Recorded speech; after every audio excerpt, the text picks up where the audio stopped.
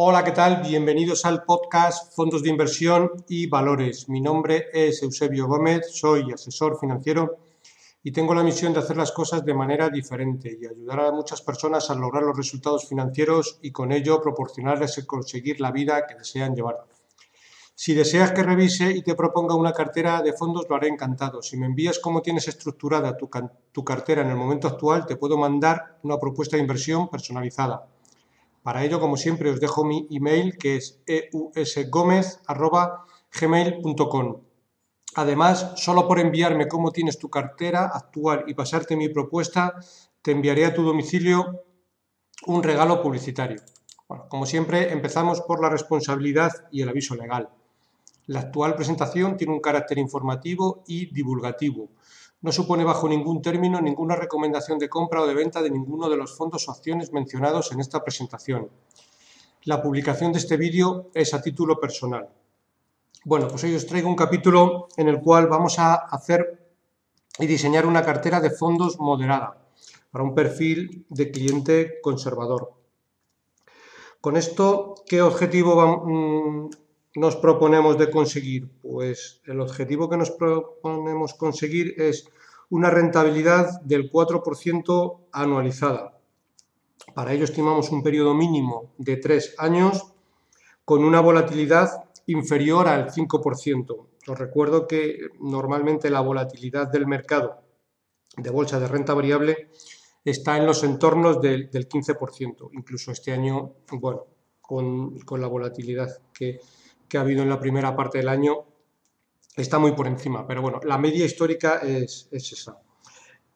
Como decía, con esta cartera, ¿qué conseguimos? Bueno, pues por un lado vamos a conseguir batir a la inflación a 3 años. Sobre todo, y muy importante, con una volatilidad, como digo, muy reducida. Y también lo que vamos a conseguir es dormir tranquilos, es decir, una cartera que no se ve afectada por diferentes escenarios de mercado, por muy violentos que puedan venir. Bueno, es verdad que a mucha gente le gusta obtener rentabilidades del 10%, invirtiendo el 100% en renta variable. Pero claro, cuando llega la volatilidad, de alguna manera no están preparados para aguantar las caídas. Esto muchas veces siempre ponemos el símil de cuando estamos haciendo la prueba en un simulador de un avión.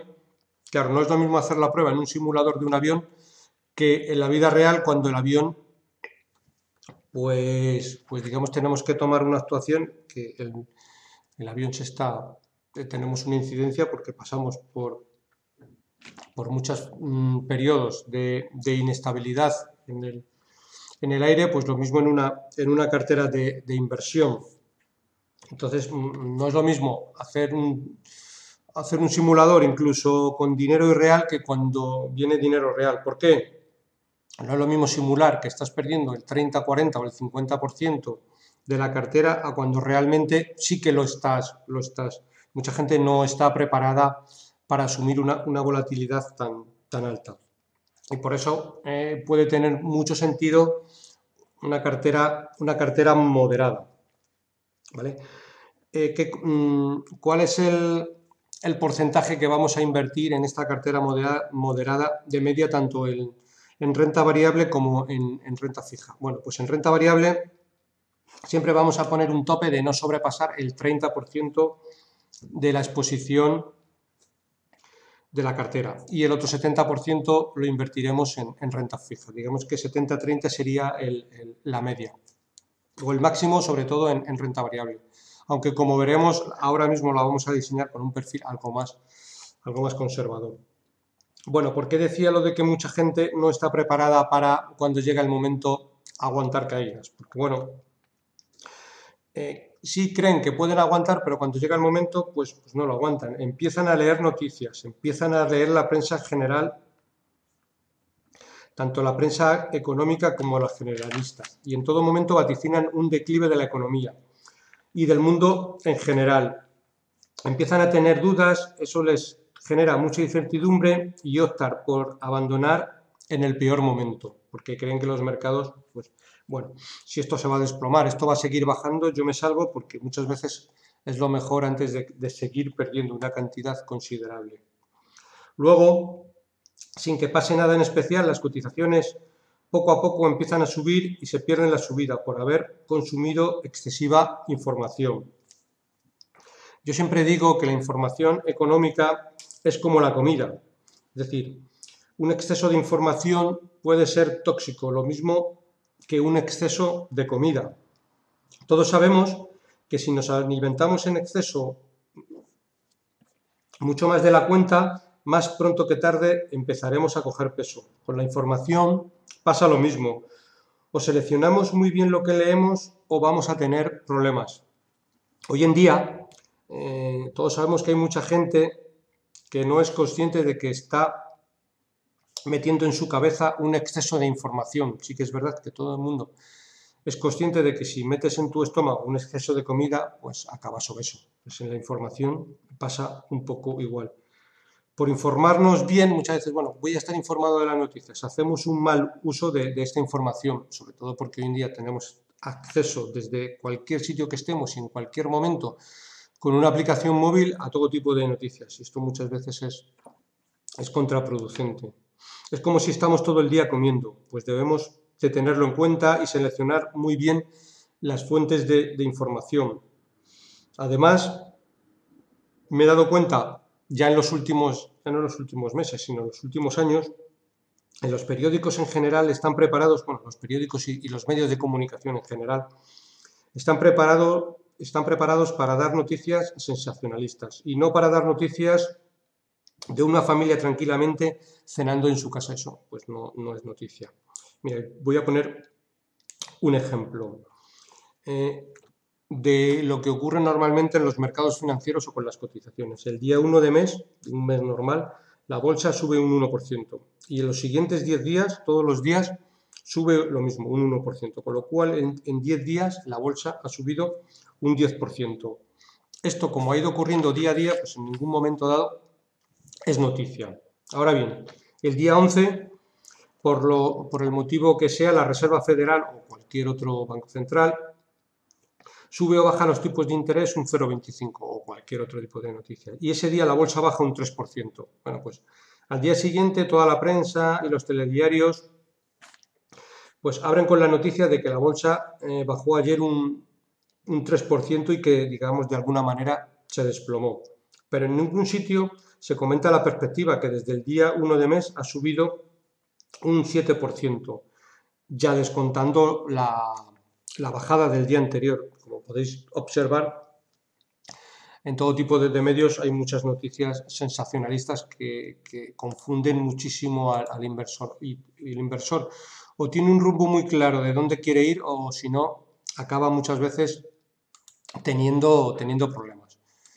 Con lo cual, bueno, pues creo que esto cualquier inversor del perfil que sea lo debe de tener en cuenta a la hora de invertir. Bueno, como decía, vamos a hacer una cartera moderada para un perfil de cliente también moderado, que tenga, pues, digamos, un claro sesgo a no tener mucho riesgo. Y en la cartera la he diseñado de tal manera, como decía al principio, siempre tenemos una guía de tener como máximo el 30% en renta variable, pues bien, si lo tuviéramos que hacer en los momentos actuales, tendríamos un 25% en renta variable y un 75% en renta fija, guardándonos un poquito de dinero en renta fija para, bueno, si los mercados desde aquí corrigen fuerte, pues aprovechar e ir incrementando poquito a poquito en renta variable a mejores precios. Bueno, en total la cartera la he diseñado con 1, 2, 3, 4, 5, 6, 7, 8, 9 fondos. Entiendo que son más que suficientes y la he diseñado con 100.000 euros, una cantidad redonda que en cualquier caso pueden ser 100.000 o X, pero bueno, para hacerlo de alguna manera fácil. Como decía, de estos 100.000 euros vamos a invertir hoy 75.000 euros en renta fija y 25.000 euros en renta variable, que los vamos a... Bueno, si alguno queréis y me mandáis un email a la dirección que siempre digo en la parte del principio y luego al final, os puedo enviar en la cartera cómo está diseñada, incluso los sishing de todos los fondos y demás cuestiones que consideréis que os pueden servir de ayuda. Bueno, empezamos por el primer fondo, en el cual vamos a poner una cantidad de 14.000 euros, que es un fondo, todos los fondos que vamos a decir al principio son de renta fija, que es el Amiral Bond Picking. El Amiral Bond Picking es un fondo de renta fija que, como digo, es de la gestora Amiral, es una gestora que históricamente siempre ha tenido fondos de renta variable y algo menos en renta fija, pero que desde hace 3 años aproximadamente pues también se iniciaron en el mundo de la renta fija. Es muy interesante este fondo porque digamos que utilizan también el método de value investing, pero para elegir bonos. Es un fondo que está bastante bien, incluso en el poquito tiempo que lleva, la rentabilidad ha sido, bueno, pues más que razonable, está bastante bien. Como digo, normalmente siempre es un fondo que tiene bonos dentro de la cartera, y si por ejemplo cogemos ahora mismo las mayores posiciones, pues vemos que por ejemplo tienen bonos de Casino, una empresa de venta de alimentos en Francia, con un 5,6%, Econocom, que es una empresa de servicios informáticos en Bélgica, con un 5,1%, ThyssenKrupp, que es un conglomerado industrial de ascensores y demás tipos de empresas dentro de la misma empresa, con un 4,9%, Wallach Luxuries, contenedores y embalajes, una empresa de Italia, con un 4,8%, y Cloenker, que es una empresa de distribución especializada en Luxemburgo, con un 4,8%. Normalmente, para ser un fondo de renta fija, es un fondo, digamos, más concentrado. Normalmente los fondos de renta fija tienen una diversificación mucho mayor y no suelen tener cantidades del 5 o del 6% en el mismo valor. No es el caso porque, bueno, esta gestora entiende que tienen convicciones fuertes en los bonos que compran y no son fáciles de encontrar, sobre todo por los tipos de interés de la renta fija, y cuando encuentran una oportunidad, pues bueno, pues ponderan bastante en la cartera, con lo cual, bueno, pues entiendo que puede ser interesante. En este fondo le vamos a otorgar un peso de 14.000 euros, que es el 14% del dinero. Bueno, seguimos con el siguiente fondo, que es el M&G Optimal Income. Aquí le vamos a ponderar otros 14.000 euros. De este fondo no voy a hablar mucho porque recientemente hice un podcast especial de este fondo que le podéis ver, es el número 67, en el cual hablo bastante del fondo y de todo lo que conlleva el mismo. El siguiente fondo le vamos a poner 10.000 euros, o lo que es lo mismo, un 10% de la cartera. Esto es una apuesta un poco algo diferente. Es verdad que es un fondo de renta fija de muy corto plazo, de la gestora JP Morgan, pero vamos a elegir, en lugar de ser un fondo en euros, vamos a elegir en libras, para este dinero de renta fija. Con esto, ¿qué pretendemos? Pues sobre todo, no obtener la rentabilidad, aunque nos vendrá algo, de los bonos que tienen dentro de la cartera por ser en libras a muy corto plazo, sino por la inversión en libra, en moneda diferente al euro. Ahora mismo, la libra con respecto al euro libra está cotizando aproximadamente a 0,90, que digamos que estamos en mínimos históricos de cotización. Entiendo que es para un inversor, incluso conservador, una opción interesante a medio y largo plazo porque, bueno, en teoría la libra, a poquito que se mueva y se mueva en la dirección correcta de nuestro precio, para esta parte de la cartera vamos a obtener una rentabilidad añadida que muchas veces en la renta fija es complicado de sacar rentabilidad. Aquí es el fondo de renta fija que le vamos a poner menos cantidad de dinero, le vamos a poner 10.000 euros. para este fondo en moneda diferente al euro, va a ser la única moneda diferente que vamos a meter en cartera, aunque es una cartera global. Y bueno, como digo, puede ser una opción bastante interesante en busca de ese poquito de rentabilidad adicional. Bueno, seguimos con el siguiente fondo, aquí también de renta fija, aquí le vamos a poner 15.000 euros, que es el Nordea Low Duración Covered Bond. Bueno, este también es un fondo un poco diferente al resto, es un fondo muy, quizás el fondo más conservador que podemos tener en toda la cartera, pero a su vez es un fondo interesante, invierte en covered bonds, ¿vale? Los covered bonds son bonos con una alta prelación en el pago. Es decir, si el emisor, en este caso normalmente siempre suele ser un banco o una institución hipotecaria, quiebra, los covered bonds son los últimos en asumir pérdidas. ¿Por qué? Porque a la garantía del bono también hay que incluirle la garantía que hay por detrás, que normalmente es el colateral, es decir, que son hipotecas, es decir, que son viviendas. Por eso decimos que cuentan con una doble protección. Por un lado, el respaldo de la entidad emisora y por otro lado, el respaldo por un conjunto de activos de garantía altamente regulado que cubrirá los pagos que el emisor incumpla. Tenemos que recordar también que los covered bonds no han registrado ningún impago en sus más de 200 años de historia. En concreto, este es de la gestora Nordea y vamos a coger, porque tienen diferentes plazos, pero nosotros vamos a coger el fondo de covered bond que tiene vencimiento más corto, con lo cual evitamos también mucho más riesgo, que es el que tiene de low duración, de corta duración. Bueno, seguimos con otro fondo que es el Cartesio X. Este fondo puede invertir hasta dentro de ser un fondo de renta fija de Cartesio, que es una gestora española. También recientemente hicimos un podcast, en concreto el número 64, en el cual hablamos con Álvaro Martínez de Cartesio, que estuvimos hablando de los dos fondos. Es un fondo de renta fija, bastante conservador, puede invertir una parte de renta variable dentro del fondo, aunque normalmente ellos sí que son que no tiene que pasar el 20% y ellos son bastante conservadores a la hora de aplicar esa metodología, esa ponderación en renta variable. En la actualidad lo tienen aproximadamente en un 16-17, es decir, en un porcentaje alto en su media histórica y es una buena opción también para un fondo bastante conservador, con una volatilidad muy reducida y que para la cartera de renta fija nos va a añadir un plus adicional. Bueno, seguimos y en el fondo este de Cartesio, creo recordar que no lo he dicho, vamos a invertir 12.000 euros, es decir, un 12% de la cartera. Seguimos con un fondo también de renta fija que es el Morgan Stanley Global Fixed Income.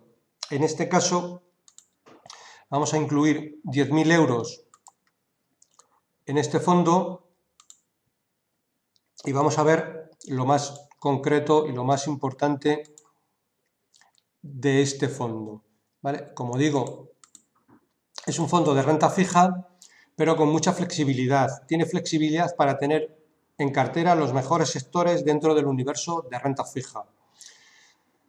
Tiene una asignación de activos gestionada activamente a lo largo del ciclo. Está bastante diversificado. Tiene protección de capital en el medio plazo anual.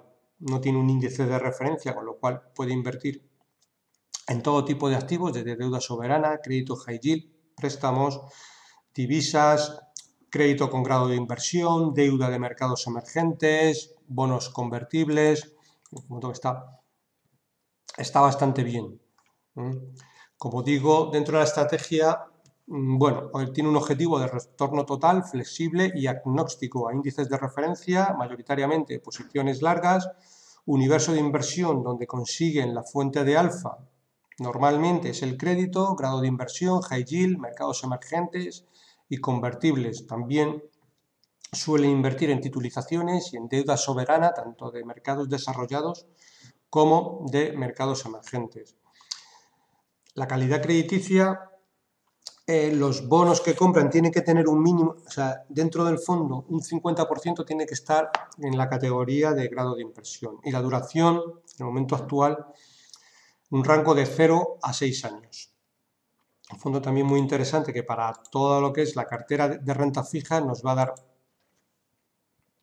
por un lado, ese grado de conservadurismo que buscamos y por otro lado, esa fuente de rentabilidad adicional que también vamos a buscar para conseguir el 4% que estamos hablando.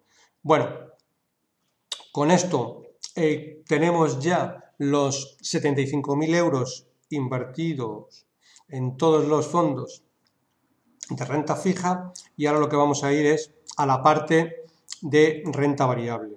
Empezamos por el primer fondo, que es el BNY Mellon Long Term Global Equity. Bueno, de este fondo ya he hablado en diferentes capítulos de él. Tenemos uno en especial al principio de todo el podcast, que evidentemente es al principio hace un año, pero lo podéis revisar porque vale perfectamente para cualquier entorno de mercado. Es un fondo muy consistente dentro de ser de renta variable, tiene periodos de pérdida de rentabilidad muy pequeños, es un fondo muy diversificado mundialmente y sobre todo pérdidas de capital, que para ser un fondo de renta variable muy interesante. Tiene una rentabilidad media a largo plazo del 10-12%, está bastante bien y no ha tenido ningún año de pérdida de capital más allá del 5 o 6%. Para ser un fondo de renta variable, la consistencia es brutal. Si vamos a cómo está posicionado en el momento actual, pues tiene, si vamos a un desglose por regiones, en América tiene un 52,94%, la mayor parte en Estados Unidos con un 50% y un 2% en Canadá. Europa un 29%, 29,80% en concreto, y Asia 17,26%. Es un fondo global. Si vamos por sectores, en el momento actual tenemos consumo cíclico 19%, servicios de comunicación un 3,97%, energía 3,28%, industria 13,95% y tecnología 25,60%. Materiales básicos un 4,26%, consumo cíclico un 11%. Dentro de las mayores posiciones, este fondo sí que es un fondo más diversificado. La mayor posición pesa únicamente un 3,21% y es Taiwan Semiconductores. La segunda posición es Key James Corporation con un 2,85%, luego está Microsoft 2,74%, SAP 2,47%, Novo Nordisk 2,35%, Roche Holding 2,31%, Linde 2,31%, Intuitive Surgical 2,26%, Cognizant Technology 2,25% y Cisco Systems un 2,27%. Si vamos al tanto por ciento de activos en las 10 mayores posiciones, únicamente las 10 mayores posiciones pesan un 25%, es decir, un fondo que tiene bastante diversificación. Número total de acciones diferentes en cartera, 50. Normalmente es un fondo que invierte en compañías muy sólidas, muy solvente, con buenos ROEs, es decir, con buena rentabilidad sobre el capital empleado, y por eso acompaña muy bien a los mercados alcistas, y cuando los mercados corrigen, la verdad es un fondo extraordinario porque cae muy poco, y por eso normalmente siempre en cartera colocamos una parte de las posiciones. Bueno, vamos con otro fondo que es el Morgan Stanley Global Brands. Aquí colocamos otros 8.000 euros, que es lo mismo que un 8% de la cartera, y vamos a repasar un poco el Morgan Stanley Global Brands. Podría haber metido un fondo que también es muy interesante, que es el Morgan Stanley Global Opportunity, pero en el momento actual, a mí personalmente el Morgan Stanley Global Opportunity me gusta un poquito menos porque tiene una gran exposición a todo lo que tiene que ver con tecnología, Amazon, Google y todo este tipo de empresas, que la verdad es que el fondo este año lo está haciendo extraordinariamente bien porque lleva un 34% de rentabilidad positiva, pero yo me inclino en el momento actual por esta parte de renta variable, invertirlo en el Global Brands. Bueno, ¿cuál es la filosofía del Global Brand? Pues un fondo concentrado de alta calidad que ofrece potencial de rentabilidad a largo plazo. Normalmente, ¿qué compran? Pues compran compañías de alta calidad. Ellos consideran que las compañías de alta calidad son difíciles de encontrar. Buscan compañías que demuestren las siguientes características: activos intangibles, sólidos y difíciles de replicar, como por ejemplo marcas y redes de distribución. Líderes del sector y categoría con buen potencial de crecimiento orgánico, con capacidad de fijación de precios, respaldado por innovación, publicidad y promoción. Que tengan márgenes brutos elevados y sostenibles. Un retorno sobre el capital operativo elevado y también sostenible. Necesidad limitada de capital, es decir, que no requiera invertir mucho dinero del que gana en la misma empresa. Por eso, este tipo de empresas que están dentro del fondo suele tener una sólida generación de flujo de caja libre, con unos dividendos también sostenibles y un balance robusto. También buscan disciplina de valoración, es decir, no compran cualquier cosa ni a cualquier precio. Ellos consideran que existe un riesgo inherente de pagar en exceso por los valores de alta calidad. Por eso ellos consideran que es una fuente de potenciales compounder. Para ellos, ¿qué son las compañías compounder? Pues sectores clave como pueden ser alimentación y bebidas, tabaco, productos domésticos, cuidado personal, atributos con poca necesidad de capital, capacidad de fijación de precios. Y a mí hay una diapositiva que me gusta mucho en las presentaciones que realiza Global Brands, que ellos le llaman un día con Global Brands. Voy a intentar explicarlo, aunque lo mismo que con la cartera del fondo, si alguno queréis, pues me enviáis un email y con mucho gusto os envío la diapositiva. ¿En qué consiste un día con Global Brands? Bueno, mucha gente compra un fondo de bolsa o de renta variable y, bueno, pues está esperando que al día siguiente ya suba y no se da cuenta muchas veces de lo que hay dentro. Vamos a ver qué hay dentro de Global Brands y por qué ellos consideran un día con Global Brands es importante a la hora que un cliente, sobre todo, se lo meta en el subconsciente, en el sentido de que cuando nos levantamos, o sea, estas son las empresas que normalmente tiene Global Brand dentro del fondo, como pueden ser L'Oreal, Axe, que son desodorantes, o los jabones Dove. Es decir, cuando nos levantamos, pues todos nos aseamos y utilizamos o bien desodorante Axe, o Dove, o L'Oreal, etcétera. Cuando llegamos a la oficina, pues normalmente todos abrimos el ordenador, utilizamos Microsoft Office 365 y Windows, es decir, normalmente tiene Microsoft en cartera. A la hora de la comida, pues ellos también tienen en cartera Knorr, Coca-Cola, Magnum y Smart Water, es decir, empresas que se utilizan en todo el mundo por millones de personas a lo largo del día y a lo largo de los 5 continentes. Por la tarde, pues todo el mundo hacemos las tareas domésticas, pues desde el Vanish, que es el clásico detergente, Bolite, jabón para lavar la ropa, o Harpic. Y cuando llega la noche y nos queremos relajar, pues normalmente en muchas partes del mundo pues nos tomamos una copa. Sky Vodka, Aperol, Bean & Jerry's, es decir, chocolates, Clearasil, en fin, etcétera. Es decir, desde que nos levantamos, y en Europa nos levantamos a una hora, en Asia a otra y en Estados Unidos a otra, es decir, a cualquier hora del día, en cualquier lugar del mundo, hay gente que está utilizando los productos que está dentro del fondo. O lo que es lo mismo, a lo largo de todo el día están introduciendo dinero en el fondo vía consumo de las compañías que hay en el fondo. Y esto muchas veces es muy importante.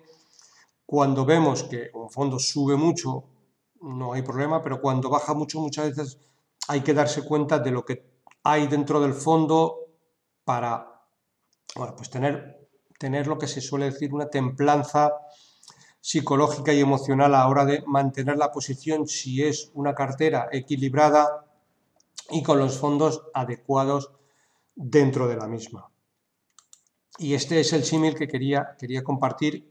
Visualmente se ve mucho mejor, por eso digo que si alguno lo queréis, os lo envío encantado, porque es muy visualizativo de lo que es la inversión en un fondo de renta variable.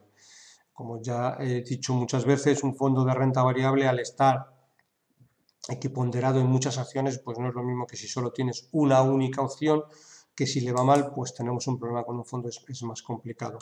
Bueno, y por último, la última posición, que es también un fondo de renta variable, Sextant PME, es un fondo de pequeñas compañías de renta variable europea, que por norma general es lo que tiene el fondo dentro de la cartera. Es un fondo de la gestora francesa Amiral, un fondo muy interesante porque las pequeñas compañías, sobre todo en Europa, últimamente están muy castigadas.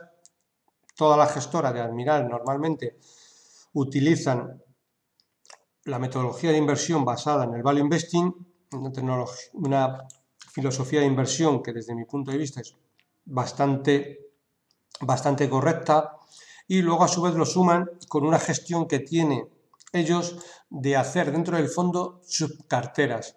¿Qué significa hacer subcarteras? Pues significa que se basa en la decisión individual de cada gestor, beneficiándose de la fuerza del colectivo. Los activos del fondo se dividen en varias subcarteras, cada una de ellas gestionada de forma totalmente independiente por uno de los gestores o analistas del equipo. Es decir, a la diversificación, que ya de por sí tiene un fondo de inversión, pues aquí le metemos una diversificación todavía mayor, porque cada gestor que hay en el fondo utiliza una subcartera, con lo cual el grado de diversificación es muy elevado y las rentabilidades a largo plazo son extraordinarias, ¿eh? Bueno, normalmente ¿qué hacen? Pues examinan y debaten todas las oportunidades de inversión disponibles, a veces con críticas, pero sin censuras.